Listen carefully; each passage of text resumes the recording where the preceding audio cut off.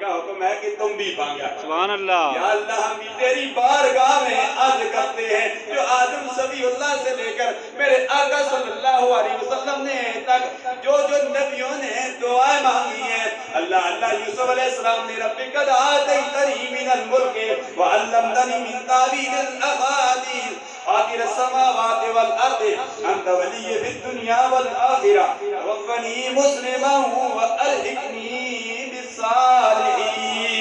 سبحان اللہ۔ وقت اجازت نہیں دیتا، میں ترجمے کی طرف نہیں جانا چاہتا۔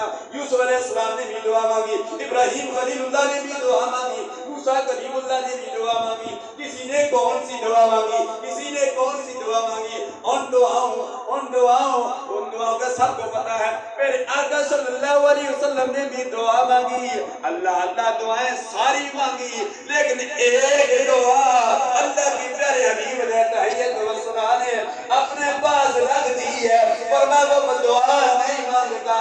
اللہ امتیوں نے پوچھا، صحابہ کرام نے پوچھا، فرمایا یا رسول اللہ وہ آپ کیوں نہیں دعا مانگ رہے؟ اللہ کی پیارے حبیب نے فرمایا اس دعا کو میں نے اپنے لیے رکھا ہوا ہے، اب وہ دعا مانگنے کا وقت نہیں ہے۔ فرمایا کل قیامت کا دن ہوگا جب میری امت جہنم میں جا رہی ہوگی، میں رب ذوالجلال کی بارگاہ میں سر جھکا کے دعا کروں گا، یا اللہ میری گناہگار امت کو بخش دے۔ سبحان اللہ۔ اللہ کے پیارے حبیب اپنی امت سے کتنی محبت کر رہے ہیں۔ ہر نبی نے دعا مانگی، پھر آقا نے بھی دعائیں مانگی، لیکن ایک دعا کو رکھ دیا، فرمایا دنیا میں نہیں مانگوں گا، اس وقت مانگوں گا جب میری امت جہنم میں جا رہی ہوگی۔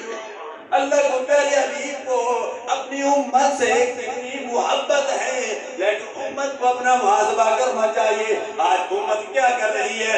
رمضان شریف میں جو ہم نے مسجدوں کو آباد کیا، جو ہی رمضان چلا گیا ہم نے مسجدوں کو برباد کر دیا، مسجدوں میں جانا چھوڑ دیا، لیکن الحمدللہ رب ذوالجلال بھی بندوں پر مہربانیاں فرماتا ہے، اپنے پیاری حبیب کے صدقے سے مہربانیاں فرماتا ہے۔ رب فرماتا ہے آئے میرے بندو، جس طرح یوسف علیہ السلام کے 11 بھائیوں کو 12ویں کی وجہ سے میں نے ان کی خطاؤں کو معاف کر دیا تھا، اے رمضان شریف میں اعتکاف کرنے والوں، اعمال صالحہ کرنے والوں، نیکیاں کرنے والوں، فرمایا ایک رمضان کی عزت و تکریم کرو گے میں تمہارے 11 مہینوں کی خطاؤں کو معاف کر دوں گا۔ سبحان اللہ۔